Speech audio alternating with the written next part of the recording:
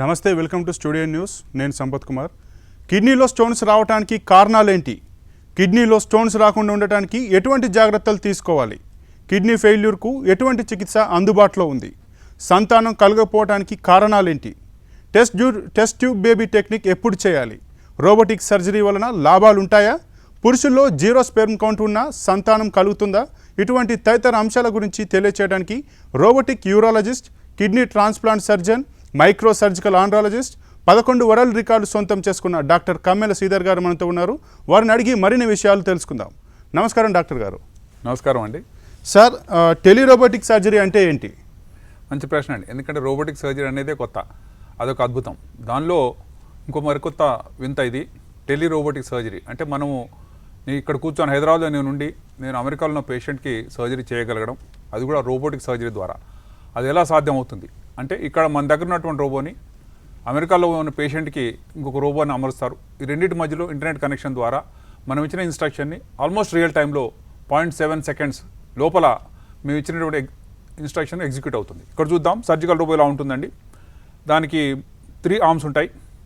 1, 2, 3 numbering ఉంటుందండి. First arm, second arm, third arm అని. మధ్యలో ఒక టెలిస్కోప్ ఉంటుంది. వీటి ద్వారా మనం పేషెంట్ యొక్క పొట్టలోకి చూస్తూ, పేషెంట్ ఏమో అమెరికాలో ఉన్నాడు కానీ నేను ఇక్కడి నుంచి కన్సోల్ ద్వారా సర్జరీ చేస్తున్నాను. అదేంటి చూద్దాం. ఎందుకంటే నేను కూర్చునే కన్సోల్ ఎలా ఉంటుంది మీరు గమనించి చూసినట్లయితే ఇక్కడ 2 మాస్టర్ కంట్రోల్స్ ఉన్నాయి, 4 పెడల్స్ ఉంటాయండి. అంటే మన లెన్స్ని జూమ్ ఇన్ చేయడానికి కానీ, జూమ్ అవుట్ చేయడానికి కానీ, సిజర్స్ని కానీ, లేక ఫోర్సెప్స్ని కానీ, డిసెక్ట్ కానీ మనం స్వాపింగ్ చేయొచ్చు. అంటే ఉన్న ఇన్స్ట్రుమెంట్ని మార్చుకోవడానికి అవకాశం ఉంటుంది. అంటే కార్ డ్రైవింగ్ చేస్తున్నప్పుడు ఎలా ఉంటుందో అంతకంటే ఎక్కువ కాంప్లెక్స్ ఆర్మ్స్ మన దగ్గర ఉంటాయి. ఇక్కడ చూడండి సర్జన్ స్క్రీన్ ఇది. దీంట్లో చూస్తూ మనం ఏదైతే ఇన్స్ట్రక్షన్ ఇచ్చామో అది అమెరికాలో జరిగిందా లేదా అని తెలుసుకునే అవకాశం ఇస్తుంది. దీని ద్వారా మనం ఇచ్చిన ప్రతి సర్జికల్ ఇన్స్ట్రక్షన్ అక్కడ ఫాలో అవుతుంది. ఇది చూడండి, ఇది అమెరికాలో మేము ట్రైనింగ్ చేసినటువంటి రాజ్ అండ్ పద్మ వట్టికుటి అనే ఇన్స్టిట్యూట్ అండి. వీళ్ళ ద్వారా 2 రోబోలు కొన్నారు. ఆ కొన్న రోబోల ద్వారా సర్జరీ చేయడం మొదలుపెట్టినప్పుడు ఎందుకు వాడాలి దీన్ని అంటే, సంక్లిష్టమైనటువంటి కొన్ని పెద్ద పెద్ద గడ్డలు ఉంటాయి. మనం వేలు పెట్టడం ట్రై చేస్తేనే అక్కడ బ్లీడింగ్ అవుతుంది, దానిలో చూడడం కష్టంగా ఉంటుంది. కాబట్టి ఫైన్ ఇన్స్ట్రుమెంట్ ద్వారా అక్కడికి వెళ్ళి చేయడానికి ఛాన్స్ ఉంది. ఇక్కడ చూద్దాం, రోబో యొక్క చేతులు ఇలా ఉంటాయండి. మన చేతులు అయితే ఫింగర్స్ గమనించండి, వేళ్ళు అన్నీ లోపల వైపు కదులుతాయి, లోపలికి మడుచుకోగలం. కానీ ఇక్కడ చూస్తే ప్రతి చోట ఒక డిస్క్ ఉంటుంది. ఫింగర్ని రౌండ్గా తిప్పొచ్చండి. ఎలా అలా తిప్పుతూ ఏ జాయింట్ ఎక్కడైనా తిరుగుతూ ఉంటుంది. కాబట్టి ఒక చేతిలో కనీసం 50 జాయింట్లు ఉన్నాయండి. కాబట్టి అన్ని జాయింట్స్ మన కంట్రోల్లో ఉన్నాయి. ఉదాహరణకు ఈ ఫింగర్ వెళ్ళి వెనక్కి తిరిగి కట్ చేసి వచ్చి మళ్ళీ దీన్ని ముందు పొజిషన్లోకి వచ్చేస్తుంది. అన్నీ కూడా మన ఇచ్చిన ఇన్స్ట్రక్షన్ ప్రకారం జరుగుతున్నాయి. టెలిరోబోటిక్ సర్జరీ అంటే ఏంటి అంటే, సర్జరీ చేస్తూ ఉదాహరణకు ఇక్కడ నేను సర్జరీ చేస్తున్నాను, అక్కడ సర్జన్స్ కూడా చూడడానికి అవకాశం వస్తుందండి. వాళ్ళ స్క్రీన్ మీద జరుగుతున్నటువంటి ఆపరేషన్ చూస్తుంటారు. మరి అమెరికాలో ఉన్న వాళ్ళ పని ఏంటి అంటే, మనం అడిగిన ఇన్స్ట్రుమెంట్ కరెక్ట్గా పేషెంట్ పొట్టలో పెట్టడం, రోబో కంట్రోల్ మనకి ఇవ్వటం, తద్వారా అక్కడ ఉన్న సర్జికల్ టీమ్స్ ద్వారా అద్భుతం సర్జరీ చేయటం. ఉదాహరణకు అమెరికన్ ప్రెసిడెంట్ ఉన్నాడు, ఆయన ఇండియాకు వచ్చి సర్జరీ చేయించుకోలేడు కానీ ఇండియన్ సర్జరీ అనుకుందాం. ఇక్కడి నుంచే సర్జన్ ఆపరేట్ చేస్తుంటాడు, అక్కడ ఉన్నటువంటి రోబో ద్వారా అది ఎగ్జిక్యూట్ అవుతుంది. ఇంకో ముఖ్యమైన విషయం, యుద్ధం జరుగుతున్నప్పుడు యుద్ధ భూమిలోకి ఎక్స్పర్ట్ సర్జన్స్ వెళ్ళరండి. కాబట్టి అంబులెన్స్లలో రోబోని పెట్టి అక్కడ wounded సోల్జర్స్ని వెంటనే బేస్లో ఉన్నటువంటి మెయిన్ సర్జరీ చేసే అవకాశం ఇస్తుంది టెలిరోబోటిక్ సర్జరీ. అసలు దీని కాన్సెప్ట్ ఎలా వచ్చింది అది చూద్దాం. మీకు చూపిస్తాను ఈ వీడియో లోపల. మీరు గమనిస్తూ ఉండండి, ఇందులో ఒక పక్షి ఎగురుతూ ఉంది. ఎగురుతున్నటువంటి ఈ పక్షిని నేనెందుకు చూపిస్తాను అనుకోకండి, ఎందుకంటే ఈ పక్షి మన చక్కగా తిరుగుతూ ఎప్పుడు కావాలంటే మళ్ళీ కిందకు వచ్చి రాలుతుంది. అన్నీ మన ఇన్స్ట్రక్షన్ ప్రకారం జరుగుతూ ఉంటుంది. అదేంటి అంటే, ఒక పరికరం తయారు చేసి మనం ఏ విధంగా కావాలో ఆ విధంగా దాన్ని అమర్చే అవకాశం ఉంది. ఇక్కడ చూడండి, ఒక పాము ఈ విధంగా వెళ్తూ మనకు భయం వేస్తుంది దగ్గరికి వెళ్ళాలంటే, కానీ ఇది కదులుతున్న మూమెంట్ చూస్తుంటే యాక్చువల్ పాము లాగానే ఉంది. ఒక కట్లపాము లాగా దీన్ని డిజైన్ చేయడం జరిగింది. ఇవన్నీ నిజమైన జంతువులు అనుకుంటే పప్పులో కాలేసినట్టే. ఇవి యాక్చువల్లీ రోబోస్. అంటే సర్జికల్ రోబో ఎలా ఉందో అలా ఏ ఇన్స్ట్రుమెంట్ కావాలంటే అలా తయారు చేశారు. ఇది ఒక బల్లె అండి, పెద్ద బల్లెని తయారు చేశారు. ఇది రోబోటిక్ లిజర్డ్. దీని మూమెంట్ కానీ, దీని యొక్క యాక్యురసీ కానీ, దాని సెన్సర్స్ కానీ అద్భుతంగా పనిచేస్తాయి. ఇవన్నీ ఎందుకు చూపిస్తున్నాం అంటే, సర్జరీ చేసేటప్పుడు మనకు కావాల్సినటువంటి సర్జికల్ డెక్స్ట్రిటీ కానీ, సెన్సిటివిటీ కానీ, లేక ఫీల్ కానీ, మ్యాగ్నిఫికేషన్ కానీ, 3D ఓరియంటేషన్ కానీ, ఇవన్నీ వెరసి అద్భుతమైనటువంటి అవకాశాన్ని ఇస్తాయి. ఇక్కడ చూద్దాం, ఇది రోబోటిక్ డాగ్ అండి, ఓ చిన్న సైజు కుక్కపిల్ల. అది ఎలా నడుస్తుంది అంటే, ఒక రాళ్ళ మీద, అన్ఈవెన్ సర్ఫేస్ మీద కూడా చక్కగా నడవగలుగుతుంది. అంటే ఇలా తయారు చేయగలుగుతున్నాం అంటే సర్జికల్ ఇన్స్ట్రుమెంట్ ఇంతకంటే గొప్పగా మంచి స్కిల్స్తో తయారు చేసే అవకాశం ఉంటుంది. గమనించి చూసినట్లయితే చూద్దాం, ఇది బొద్దింక, నార్మల్ బొద్దింకలా పరిగెత్తండి. ఇది ఒక రోబోటిక్ ఫిష్. ఈ తిరుగుతున్న మూమెంట్ చూస్తుంటే ఎవరైనా సరే తెలియపోతే నిజమైన ఫిష్ అనుకుంటారు. ఇవన్నీ ఇలా చేయగలిగినప్పుడు మనిషిలో ఉన్నటువంటి ఆ ఇన్స్ట్రుమెంట్ ఎందుకు తయారు చేయలేం అనే ఒక పట్టుదలతో కానీ ఒక ఛాలెంజ్గా తీసుకొని అద్భుతమైన ఇన్స్ట్రుమెంట్స్ని డిజైన్ చేయడం జరిగింది. ఈ రోబోటిక్ జూ అంటారండి దీన్ని. ఏ ఇన్స్ట్రుమెంట్ ఏ జంతువుకాలను తయారు చేసుకుంటారు, దాని స్పీడ్ని కూడా వాటి సంతరింపజేస్తారండి. ఈ ఫిషే కాకుండా ఇక్కడ చూడండి, ఇది జిరాఫీ, అలా గంతులేస్తూ వెళ్తుంది. ఇది రోబోటిక్ జిరాఫీ. డాక్టర్ గారు సురేందర్ అనే కాలర్ మనతో లైన్లో ఉన్నారు, ఒకసారి మాట్లాడదాం. సురేందర్ గారు చెప్పండి. Good evening sir. Good evening అండి. సార్ హలో, మాట్లాడండి please. Sir good evening sir. నాకు కొన్నాళ్ళుగా బ్యాక్ పెయిన్ అనేది బాగా ఎక్కువ వస్తుంది సార్. ఓకే. మా ఫ్రెండ్స్ని ఇట్లా పెయిన్ వస్తుంది బాగా అంటే కిడ్నీలో స్టోన్స్ ఉన్నాయని చెప్పేసి ఇట్లా అన్నారు. Okay. Pain suggestion sir. Scanning చేశారా అండి మీరు? సార్ స్కానింగ్ ఏమైనా చేశారా? స్కానింగ్ అంటే ఏం చేయలేదు సార్. జనరల్గా స్కానింగ్ కంపల్సరీ, ఎందుకంటే కిడ్నీస్ చాలా ప్రొటెక్టెడ్ ఆర్గన్స్, మన శరీరంలో చాలా డెప్త్లో ఉన్నటువంటి ఆర్గాన్ అండి. హార్ట్కి ఎలాగైతే భగవంతుడు రక్షణ ఇచ్చాడు, ముందు మనకి పక్కటెంకలు ఉన్నాయి, రిబ్స్ ఉన్నాయి, ఆ రిబ్స్ విరిగితే తప్ప హార్ట్కి డ్యామేజ్ కాకుండా ఒక కవచంలాగా దాన్ని పెట్టడం జరిగింది. అలాగే కిడ్నీస్ కూడా ఉందండి. కిడ్నీస్ కూడా రిబ్ కేజ్ యొక్క పై భాగంలో ఉంటాయి. పక్కటెంకలు మనకు తెలుసు 11-12 రిబ్స్, అవి మనకు కనబడవండి, చాలా డెప్త్లో ఉంటాయి. కానీ ఇంజరీ అయితే కిడ్నీకి తగలడం చాలా కష్టం. మేజర్ ఇంజరీ అయితే తప్ప ఆ ఎముకలు ఇరిగి తర్వాత కిడ్నీని టచ్ చేయగలిగే అవకాశం ఉంటుంది. అయితే కిడ్నీలో ఉన్నటువంటి స్టోన్ కనబడడం చాలా కష్టం అండి. కిడ్నీ ఫీల్ కావడమే కష్టం. అంటే అందులో ఉన్న స్టోన్స్ చాలా చిన్నవిగా ఉంటాయి, అయినా సరే గొట్టంలో ఇరుక్కుంటాయి. ఇక్కడ గమనించినట్లయితే ఒక స్టోను లోవర్ యూరెటర్ అంటే ఈ గొట్టంలో ఉందండి, దానివల్ల పైన చీమ్ పట్టింది, కిడ్నీ మొత్తం ఎన్లార్జ్ అయింది. ఆ కిడ్నీ ఆల్మోస్ట్ పస్ నిండిపోయి దాన్ని కార్బంకుల్ ఆఫ్ కిడ్నీ అంటారు. అంటే కిడ్నీకి పనిచేయట్లేదు, చీమ్తో నిండిపోయింది, మూత్రం బయటకు వచ్చే అవకాశం లేదు. ఆ తర్వాత స్టోను గట్టిగా ఇంపాక్ట్ అవుతుంది. ఇంపాక్టెడ్ స్టోను అక్కడ లోపల పొరలో గుచ్చుకుపోతుందండి, కాబట్టి ఇక కదిలే అవకాశం లేదు. స్టోన్స్ స్మూత్గా ఒక గోలిలాగా ఉండవండి, అంటే మార్బుల్ లాగా ఉండవు. దాని ఇర్రెగ్యులర్ సర్ఫేస్ అనేది లోపల పొరలో గుచ్చుకొని బ్లీడింగ్ అవుతూ ఉంటుంది, కదలలేకుండా ఉంటుంది. ఆ తర్వాత స్లోగా కిడ్నీ డ్యామేజ్ అవుతుంది. ఇవన్నీ ఎప్పుడు తెలుస్తాయి అంటే ఒక స్కానింగ్ చేసినప్పుడు తెలుస్తుంది కిడ్నీ సైజ్ ఎలా ఉంది, స్టోన్ ఉందా లేదా, ఉంటే దానివల్ల ఎటువంటి కాంప్లికేషన్స్ అయినాయి, కిడ్నీ పనిచేస్తుందా లేదా, పని చేయకపోతే మరి అర్జెంట్గా అటెండ్ అవ్వాలా, లేకపోతే మందులు వాడి చూడొచ్చా, ఇవన్నీ తెలియాలంటే స్కానింగ్ కంపల్సరీ. అన్ని బ్యాక్టీరియాలు కూడా కిడ్నీ స్టోన్స్ కాదండి. స్టోన్స్ వల్ల ఏముండదు. కొంతమందికి బోన్స్ వల్ల నొప్పి రావచ్చు, ఆస్టియోపోరోసిస్ వల్ల రావచ్చు, లేకపోతే ఏమైనా బెణికితే రావచ్చు, వర్టెబ్రల్ డిస్క్ కనుక స్లిప్ అవుతే రావచ్చు. కానీ ఒక స్కానింగ్ ద్వారా కిడ్నీ చూసుకోవచ్చు. పొట్టలో అనేక అవయవాలు ఉన్నాయి, వాటిని కూడా చూడొచ్చు. ఏదేమైనా సరే ఇక్కడ చూడండి, కిడ్నీలో 3 గదులు ఉంటాయండి. పైన అప్పర్ క్యాలిక్స్, ఇది మిడిల్ క్యాలిక్స్, ఇది లోవర్ క్యాలిక్స్. ఎక్కడ స్టోన్స్ ఉన్నా సరే ఎటువంటి ఆపరేషన్ లేకుండా మూత్రనాళం నుంచి ఇట్లా ఫ్లెక్సిబుల్ ఎండోస్కోపీ అండి. అంటే నార్మల్గా అయితే మనం స్ట్రైట్గా ఉంటే ఎండోస్కోపీలు అనుకుంటాం, ఒక దుర్బిని చూస్తే స్ట్రైట్గా ఉంటుంది. కానీ మా దగ్గర ఎండోస్కోపీ అన్నీ కూడా ఫ్లెక్సిబుల్, చాలా సన్నగా ఉంటాయి. ఒక బాల్ పెన్ రీఫిల్ ఎంత ఉంటుంది అంత సన్నది ఉంటుంది, కానీ దాంట్లో బెండ్ అయ్యే అవకాశం ఉంటుంది. దాని చివర లైట్ ఉంటుంది, దాని ద్వారా చిన్న చిన్న పరికరాలు కానీ బాస్కెట్ కానీ పంపే అవకాశం ఉంటుంది, లేజర్ ఫైబర్ పంపడానికి అవకాశం ఉంటుంది. దాని ద్వారా స్టోన్స్ పగలగొట్టి అదే చిన్న ఫ్లెక్సిబుల్ ఎండోస్కోప్ ద్వారా తీసేస్తున్నాం. దీన్ని RIRS అంటారండి, అంటే రెట్రోగ్రేడ్ ఇంట్రారీనల్ సర్జరీ. అంటే మూత్రనాళం నుంచి వెళ్తూ కిడ్నీలో ఉన్నటువంటి అత్యంత సంక్లిష్ట ఏరియాస్లో ఉన్న స్టోన్స్ కూడా పగలగొట్టడం, వాటిని పొడి చేయడం, వాటిని సక్ చేసేయటం, కంప్లీట్గా ఇన్ఫెక్షన్ క్లియర్ చేయడానికి అవకాశం ఉంది. కాబట్టి స్కానింగ్ చేయించండి. స్కానింగ్ ద్వారా రియల్ అడ్వైజ్ ఇవ్వడానికి తప్పకుండా అవకాశం వస్తుంది. విన్నారుగా సురేందర్ గారు, డాక్టర్ గారు చెప్పిన సూచనలు పాటించి మీ ఆరోగ్యాన్ని కాపాడుకోరు. ఇక డాక్టర్ గారితో లైవ్లో మాట్లాడాలనుకుంటే స్క్రోల్లో కనిపిస్తున్న నెంబర్కి కాల్ చేయండి. ఇక డాక్టర్ గారితో పర్సనల్గా అపాయింట్మెంట్ తీసుకోవాలనుకుంటే స్క్రీన్ పైన కనిపిస్తున్న నెంబర్కి కాల్ చేయండి. డాక్టర్ గారు, సింగిల్ పోర్ట్ రోబోటిక్ సర్జరీ ఎలా చేస్తారండి? మంచి ప్రశ్న అండి. ఎందుకంటే ఎవరైనా సరే ల్యాప్రోస్కోపీ అంటే పొట్టలో 3-4 రంధ్రాలు వేసి గాల్ బ్లాడర్ తీసేస్తున్నారు, లేక ఏదైనా సరే బొడ్డు దగ్గర చిన్న రంధ్రం, పొట్టలో 2-3 రంధ్రాలు వేసి రకరకాల ఆపరేషన్ చేస్తున్నాం. దానివల్ల త్వరగా కోలుకుంటారని మేజర్ ఓపెన్ సర్జరీ కాకుండా. కానీ సింగిల్ పోర్ట్ అంటే ఏంటి అంటే ఒకే ఒక రంధ్రంలోంచి మొత్తం సర్జరీ చేయగలగాలి. ఇది అసలు ఊహించడం కష్టమండి. ఎందుకంటే సింగిల్ పోర్ట్ అంటే ఒక రంధ్రంలోంచి 4-5 ఇన్స్ట్రుమెంట్ పంపించి వాటి ద్వారా సర్జరీ కంప్లీట్ చేయడం అనేది ఊహకందనటువంటి విషయం. కానీ ఇది చేయగలుగుతారని చెప్పడానికి నేను గర్విస్తున్నాను. ఇక్కడ గమనిద్దాం, ఈ వీడియో లోపల మీరు చూడండి, ఇది ఒక మోడల్, ఒక గాజు గ్లాస్ లాగా ఉంది. దీనిలో ఒక మాంసం ముద్ద ఉందండి.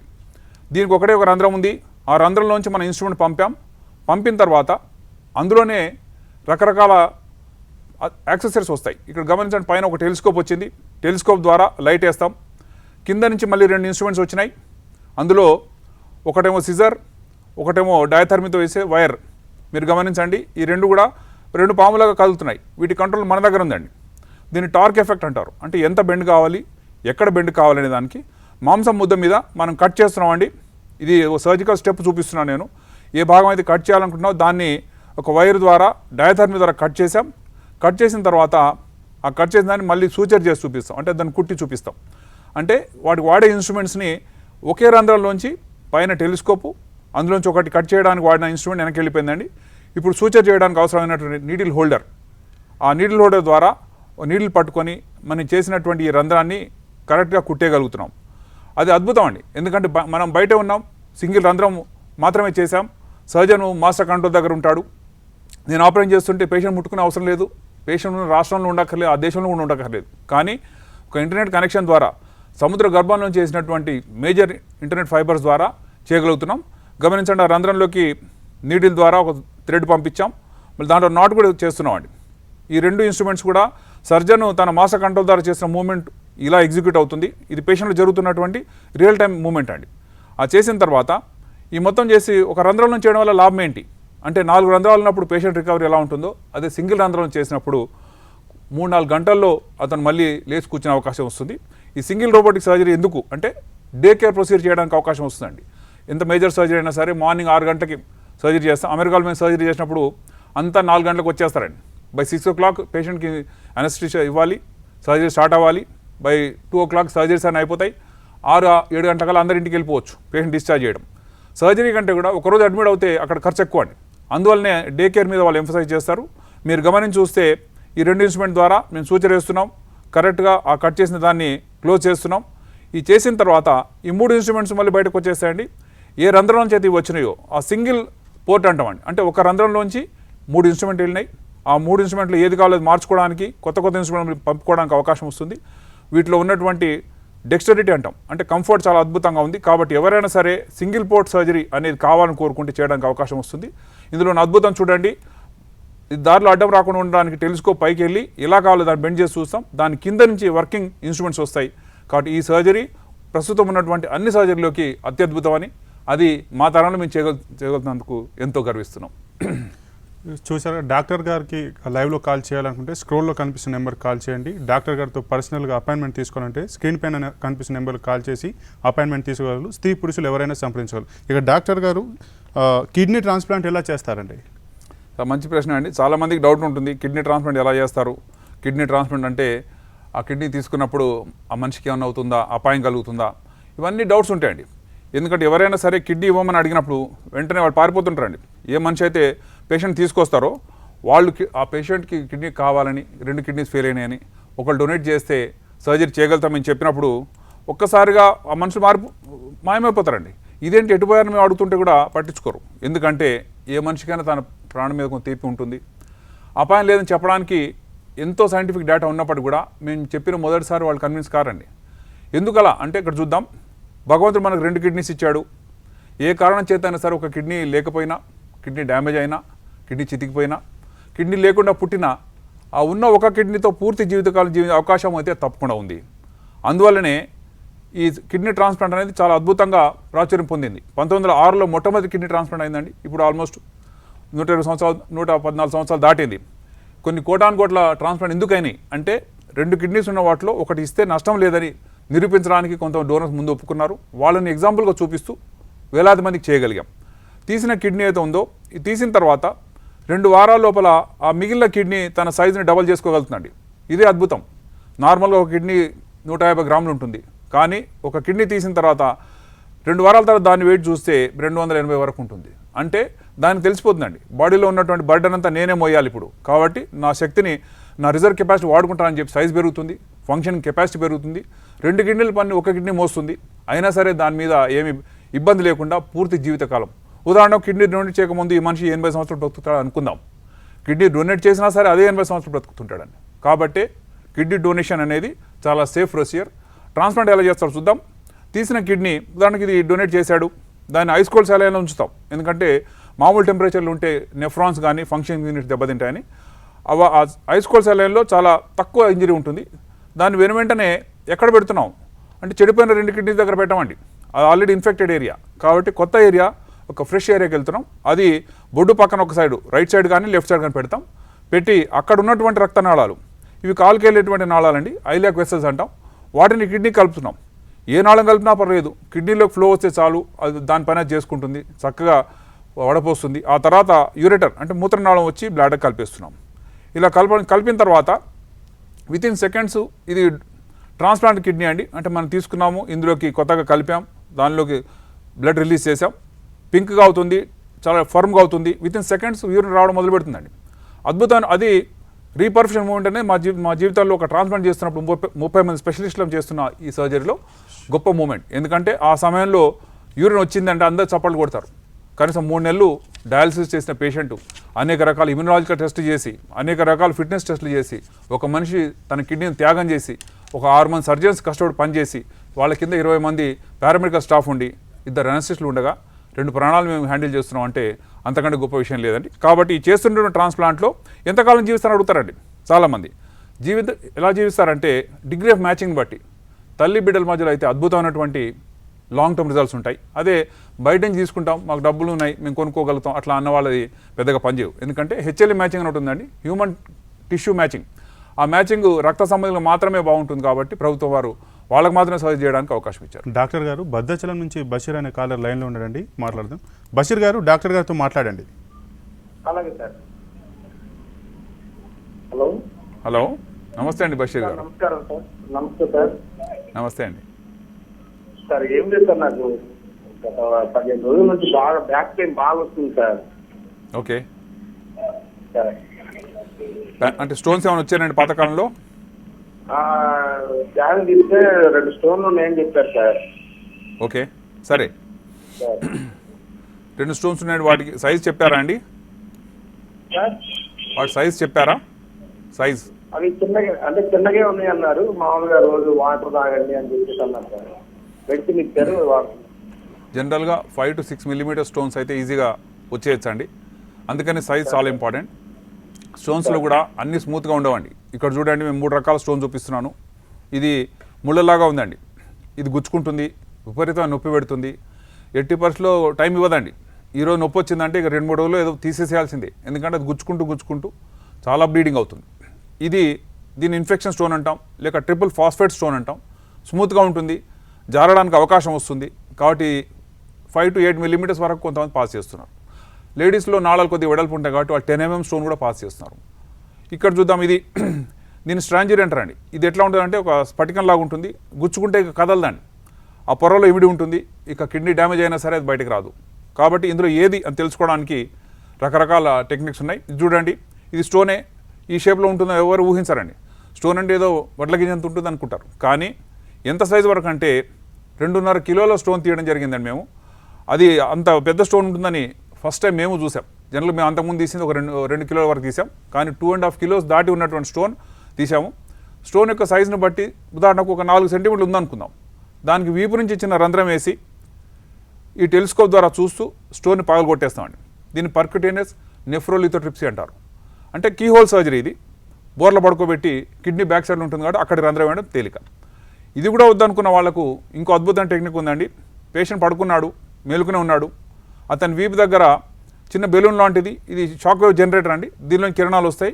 డైరెక్ట్గా స్టోన్ ఎక్కడ ఉందో అక్కడికి ఫోకస్ చేసి ఇంటెన్స్ షేరింగ్ ఫోర్సెస్, ఉదాహరణకు 20 సెంటీమీటర్ లోపల ఉంది అనుకుందాం, అక్కడ పడుకున్నటువంటి పేషెంట్కి అక్కడ షాక్స్ ఇవ్వడం జరుగుతుంది. ఇందులో ఎక్కడ కూడా అనస్థీషియా లేదు, పేషెంట్ మేలుకునే ఉన్నాడు, కదలదని చెప్తాం, నార్మల్గా బ్రీతింగ్ తీసుకోవచ్చు. అయితే ఈ మొత్తం లోపల ఎప్పుడైతే ఆయన టార్గెట్ మిస్ అవుతుందో స్టోన్, షాక్ ఆటోమేటిక్గా ఆగిపోతుందండి. అలాంటి కంప్యూటరైజ్డ్ సిస్టమ్ ఉంటుంది. కాబట్టి ఇది extra corporeal shock wave lithotripsy అంటారు. అంటే ఇందులో అనస్థీషియా లేదు, సర్జరీ లేదు, నీడిల్ పంక్చర్ కూడా లేదు, ఎక్కడ గాయం లేదు. 1 hour ప్రొసీజర్ అవుతుంది. ఆ తర్వాత పేషెంట్ సొంతగా దిగి ఇంటికి వెళ్ళే అవకాశం ఉంటుంది. ఈ టెక్నిక్లో స్టోన్ని ఇసుకలాగా తయారు చేస్తున్నామండి, బయట నుంచి కిరణాల ద్వారా. ఉదాహరణకు ఒక బాదం సైజ్ స్టోన్ ఉంది, అది మొత్తం ఇసుక అయిపోతే మూత్రంలో మెల్లగా వస్తుంది, కనీసం 2-3 వారాల్లో లేక 2-3 నెలల్లో మొత్తం వచ్చేస్తుంది. వచ్చిందని కన్ఫర్మ్ చేసుకుంటే that's the end point of treatment. కాబట్టి ఎవరైనా సరే సర్జరీ కానీ అట్లా ఉంటాయని భయపడకండి. డే కేర్ ప్రొసీజర్స్ ఉన్నాయి, నొప్పి లేకుండా చేసే అవకాశం ఉంది. ఇవన్నీ కిడ్నీ ఎక్కడున్నా సరే కిడ్నీలో ఉన్నా గొట్టంలో ఉన్నా బ్లాడర్లో ఉన్నా సరే చేయడానికి చక్కటి అవకాశాలు ఉన్నాయి. విన్నారుగా బషీర్ గారు, డాక్టర్ గారు చెప్పిన సూచనలు పాటించి మీ ఆరోగ్యాన్ని కాపాడుకోగలరు. డాక్టర్ గారితో లైవ్లో మాట్లాడుకుంటే స్క్రీన్ పైన కనిపిస్తున్న నెంబర్కి కాల్ చేయండి. డాక్టర్ గారితో లైవ్లో మాట్లాడుకుంటే స్క్రీన్ పైన స్క్రోల్ అవుతున్న నెంబర్ కాల్ చేయండి. డాక్టర్ గారితో పర్సనల్గా అపాయింట్మెంట్ తీసుకొని మాట్లాడుకుంటే స్క్రీన్ పైన కనిపిస్తున్న నెంబర్ కాల్ చేసి సంప్రదించగలరు. డాక్టర్ గారు, ఆర్టిఫిషియల్ కిడ్నీ అందుబాటులోకి రానుందా?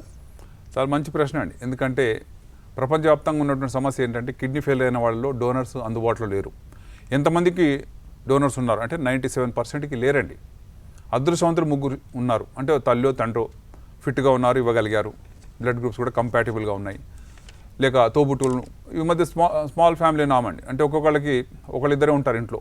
కాబట్టి ఒకళ్ళకి సమస్య వస్తే ఇంకొకళ్ళు ఎక్కడో అమెరికాలో ఉంటారు, వాళ్ళు చూడడానికి కూడా వస్తారో అది కూడా తెలియదు. వచ్చినా ఇస్తారని చెప్పడం మాత్రం ఎట్టి పరిస్థితుల్లో గ్యారంటీ లేదు. కాబట్టి పాతకాలంలో బాగుండేదండి. మన తాత ముత్తాల టైంలో 10 మంది పిల్లలు ఉండేవాళ్ళు. ఆ 10 మంది ఎవరికి ఏ కష్టం వచ్చినా 3-4 డోనర్స్ ముందుకు వచ్చేవాళ్ళు. వాళ్ళది ఎవరో ఒకళ్ళు ఇస్తే అలా పనిచేసేది. కానీ ఇప్పుడు మనుషులు తక్కువ, మనుషుల మధ్యలో బంధాలు కూడా తగ్గినాయి.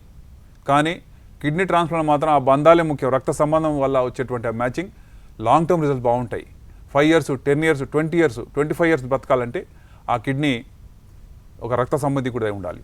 అందులో డిగ్రీ ఆఫ్ మ్యాచింగ్ 50% మ్యాచింగ్ కొంతమందిలో ఉంటుందండి. తల్లి నుంచి బిడ్డకైతే 50% కంపల్సరీ ఉంటుంది. అన్నదమ్ముల మధ్యలో అంత ఉండకపోవచ్చు. 25% కూడా మ్యాచింగ్ ఉండే బ్రదర్స్ ఉంటారు. కాబట్టి వాళ్ళలో ఎవరు బెస్ట్ డోనర్ అని మేము ఫస్ట్ చూసుకున్నాకనే చేస్తాం.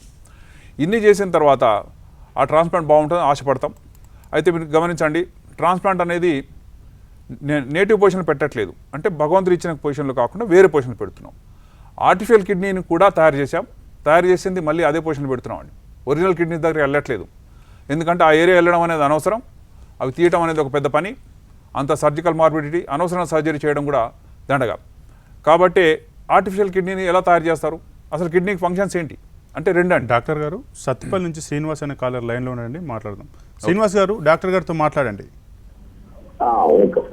హలో, నమస్తే అండి. నమస్తే అండి. నమస్తే అండి. నమస్తే సార్, నేను సత్తిపల్లి నుంచి మాట్లాడుతున్నాను సార్. నా పేరు శ్రీనివాస్ అండి. చెప్పండి శ్రీనివాస్ గారు. సార్, ఇప్పుడు మా సిస్టర్ వాళ్ళ అబ్బాయికి ఒక కిడ్నీ సైజ్ తగ్గిందన్నారు సార్. సైజ్ తగ్గింది, ఓకే, సరే. అవును సార్. దానికి తర్వాత విజయవాడలోనూ డయాలసిస్ చేశారు. ఓకే, ఇప్పుడు కొంచెం బెటర్గా ఉంది సార్. దానికి ఏ విధంగా ట్రీట్మెంట్ తీసుకుంటే బాగుంది సార్? ట్రాన్స్ప్లాంట్ చేయాలని చెప్పారా అండి? చెప్పారు సార్. చేయించారా మరి? చెప్పారు సార్. చెప్పారు. చేయించలేదు సార్. ఏమన్నా డోనర్స్ ఉన్నారా అండి? రక్త సంబంధికులు ఏమైనా ఉన్నారా? ఎవరు లేరు సార్. డోనర్స్ ఎవరు లేరు సార్. ఆల్రెడీ ఆ డోనర్స్ దానికి ఇచ్చాం సార్. ఆ టీవీకి ఇచ్చాం. ఇప్పుడు ఎగ్జాక్ట్లీ మీకు ఉపయోగపడే క్వశ్చన్ ఆన్సర్ ఇస్తున్నా అండి. అంటే మీ ఇంట్లో ఒక కిడ్నీ ఫెయిల్యూర్ పేషెంట్ ఉన్నారు, కానీ డోనర్స్ లేరు. ఆయన డయాలసిస్ చేయిస్తున్నారు. ఇక జీవితకాలం డయాలసిస్ అని చెప్తారండి. డయాలసిస్ ఆల్టర్నేట్ డే చేయమని చెప్తున్నాం. వారానికి 3 సార్లు చేయాలి. అదృష్టవంతులు ఆరోగ్యశ్రీలో ఉంటే సంతోషమే. మరి రాలేని వాళ్ళు ఉంటారు. ప్రతి ఆల్టర్నేట్ డే వెళ్ళడం కష్టం. ఎందుకంటే పల్లెటూరులో ఉంటారు, వాళ్ళు సిటీకి రావాలి. వారానికి 2 సార్లు కూడా చేసే అవకాశం ఉందండి, కొంచెం ఫిట్నెస్ బాగుంటే.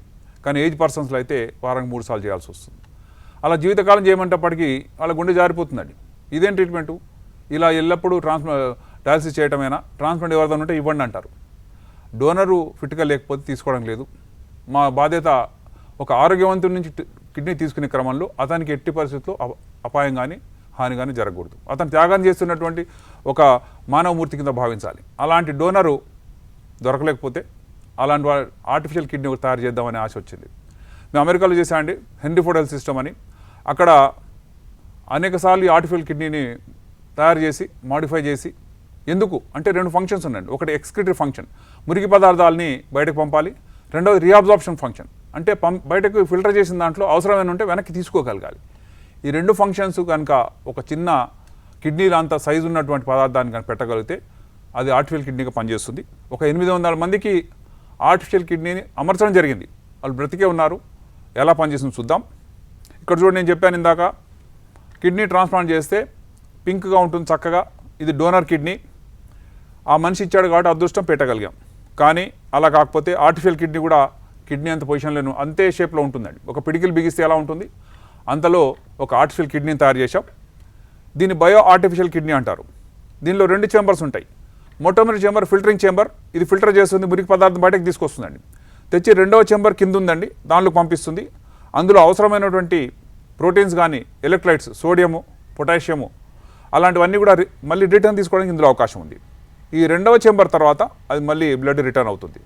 నార్మల్ కిడ్నీ ఫంక్షన్ ఎలా ఉంటుందో అలాంటి ఫంక్షన్ ఇందులో ఉంటుంది. అయితే ఎవరు చేసిన ఫిల్టరేషన్ అది చూద్దాం. ఏ వ్యక్తికైనా కిడ్నీ ఫెయిల్ అవుతే కనీసం 10% కిడ్నీ సెల్స్ ఉంటాయి అందులో. ఆ సెల్స్ని తీసుకుంటాం బయాప్సీ ద్వారా. తీసుకొని వాటిని ఒక చిన్న ప్లేట్ మీద అల్లుతామండి. అల్లిన తర్వాత దాన్నే బయో ఆర్టిఫిషియల్ కిడ్నీ అంటారు. ఆ వ్యక్తి యొక్క నెఫ్రాన్స్ కొన్ని పనిచేస్తున్నాయి. దీపక్ అనే కాలర్ కాకినాడ నుంచి లైన్లో ఉన్నారండి, మాట్లాడదాం. దీపక్ గారు డాక్టర్ గారితో మాట్లాడండి. నమస్తే సార్. నమస్తే అండి దీపక్ గారు. సరే, ఇప్పుడు మా నాన్నగారికి అప్పుడే చాలా సార్ల నుంచి స్టోన్స్ అలా జనరేట్ అవుతూనే ఉన్నాయండి. ఎప్పటికప్పుడు బ్లాడర్ నుంచి పడుతూనే ఉన్నాయండి బయటికి. ఓకే, అది దీనికి తీసుకోవాల్సిన చర్యలు ఏమైనా ఉంటాయా, లేకపోతే జాగ్రత్తలు అని? ఆ స్టోన్స్ పరీక్షించారా అండి? టెస్ట్కి పంపించారా? లేదండి, అవి టెస్ట్ చేయించలేదు. తప్పకుండా పంపించాలండి. ఎందుకంటే ఎవరికైనా సరే ఏ పద్ధతి చేసినా సరే వాళ్ళకు స్టోన్స్ చిన్న చిన్న ఇసుక తయారు చేస్తున్నామండి. ఇక్కడ చూడండి, మేము చేసే అన్ని లేజర్ టెక్నాలజీ యొక్క ప్రిన్సిపల్ ఒకటే. పెద్ద స్టోన్ని చిన్న ఇసుకగా తయారు చేయటమే. ఆ ఇసుకగా తయారు చేస్తే సొంతగా ఆ ఇసుక వస్తుంది, లేక ఆ ముక్కలు మేమే తీసుకొస్తాం. కానీ ఆ ముక్కల్ని ఎప్పుడు కూడా జార విడిచకూడదండి. వాటిని పట్టుకోవాలి. మీకు మూత్రంలో వచ్చినాయి అనుకోండి, ఆ స్టోన్ని దాచిపెట్టి తీసుకురావాలి. ఎందుకంటే అందులో ఏముందని తెలియడానికి ఆ స్టోనే పెద్ద ఎవిడెన్స్ అండి. బయట నుంచి ఎన్ని టెస్టులు చేసినా, ఎన్నిసార్లు యూరిన్ టెస్ట్ చేసినా, ఎన్నిసార్లు బ్లడ్ టెస్ట్ చేసినా వీటన్నిటి కలయిక వల్ల కిడ్నీలో ఎటువంటి స్టోన్ అవుతుంది అనేది ఆల్రెడీ తయారైన స్టోనే చెప్తుంది. కాబట్టి ఆ స్టోన్ మిస్ కాకూడదు. మీరు అనేకసార్లు స్టోన్స్ వచ్చినాయి అన్నారండి, దాన్ని గ్రావెల్యూరియా అంటారు. అంటే స్టోన్స్ రిపీటెడ్గా తయారవుతున్నాయి.